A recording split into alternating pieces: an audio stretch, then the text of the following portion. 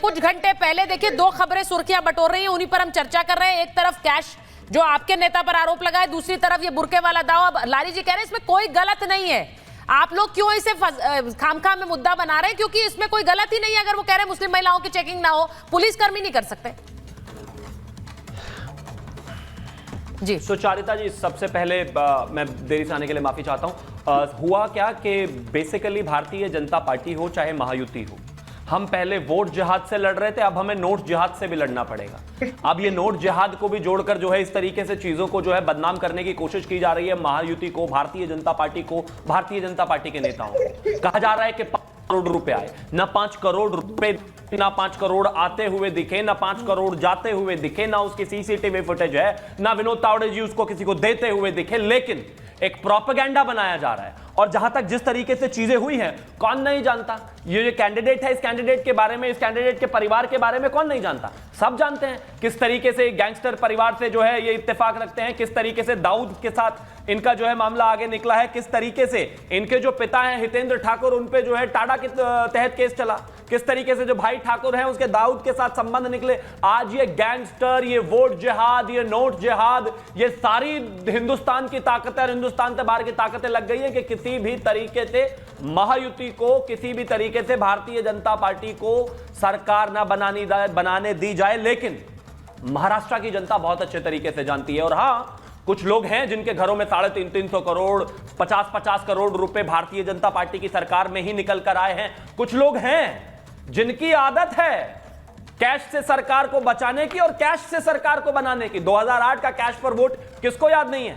अपनी सरकार बचाने के लिए ये लोगों को खरीदते बेचते हैं। पुराना है इनका पुराना है। लोगों को किसी भी तरीके से बदनाम करो, सरकारों को बचाओ, सरकारों को बनाओ, शाम दाम दंड भेद किसी भी तरीके से लगाओ। जिहाद करना है तो करो, चाहे वोट का हो चाहे नोट का हो, लेकिन सरकार बनाओ। लेकिन महाराष्ट्र की जनता इस बात को बहुत अच्छे तरीके से जानती और समझती है कि आने वाले समय में भारतीय जनता पार्टी और महायुति मिलकर प्रचंड सरकार बनेगी और सब कुछ बेहतर होना है। अब आगे आता हूं, जहां तक बुर्के का विषय है, मुझे एक चीज बताइए, 21वीं सदी में लोकतंत्र में जब आप देश के दुनिया के सबसे बड़े लोकतंत्र में वोट डालने जाते हैं, तो कुछ ये शरिया वाली पार्टी जो है ये कहती है कि नहीं, वो पहचान का मिलान नहीं होना चाहिए। महिला हैं, वो बुर्का हैं, वो बुर्के की वजह से जो है उनकी मतलब वो बुर्का नहीं हटाया जाना चाहिए, पहचान का मिलान नहीं होना चाहिए। ये कौन सी दुनिया में हो भाई?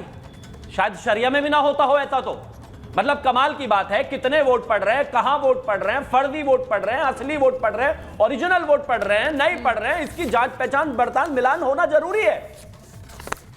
अब शबाना है या फरजाना है, इसका पता करना तो आधार कार्ड से या वोटर आईडी कार्ड से मिलाकर।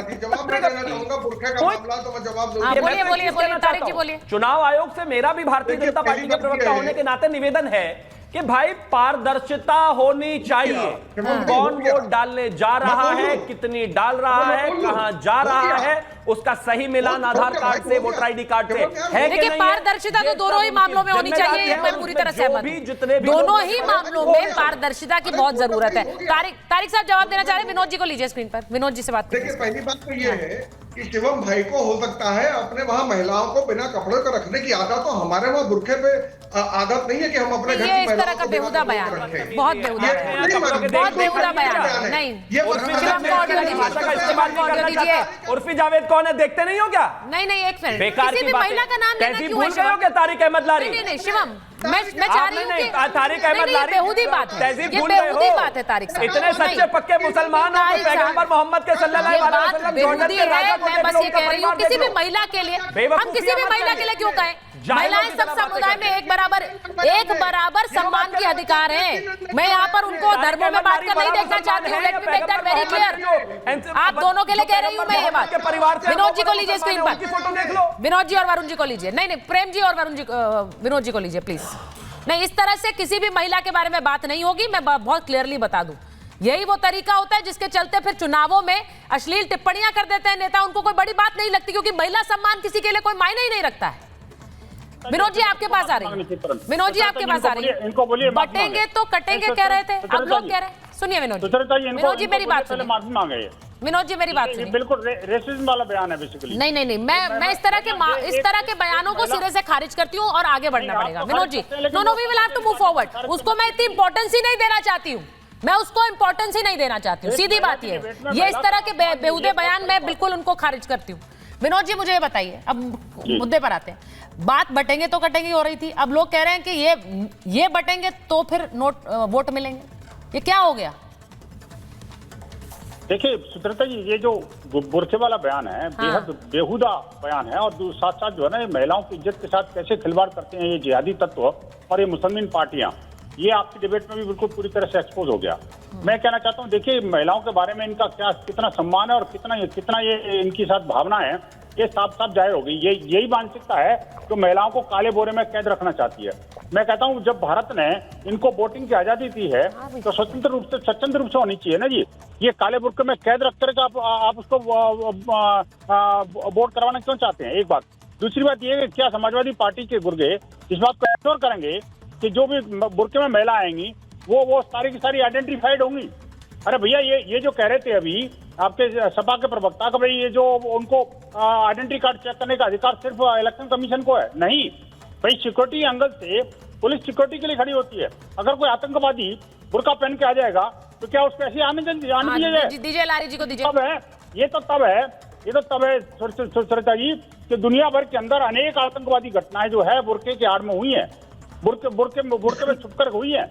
आखिरकार बुर्के में करके आतंकवादी घटना करने के लिए आप प्रेरित कर रहे हो क्या?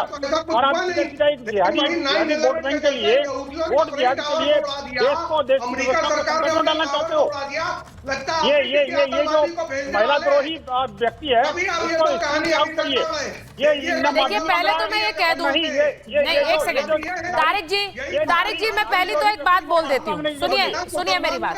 ऐसे जिहादी विनोद जी सुनिए। तारिक साहब, मैं पहले तो एक बात बोल दूं कि जिस तरह का आपने कमेंट दिया किसी भी महिला के ऊपर, मुझे आपसे उम्मीद नहीं थी। आपको ये बोलना नहीं चाहिए। आप अपने घर में ऐसा करते होंगे महिलाओं के साथ, दिस इज वेरी डिसग्रेसफुल। नहीं तारिक साहब, मत बोलिए ना ऐसी बातें।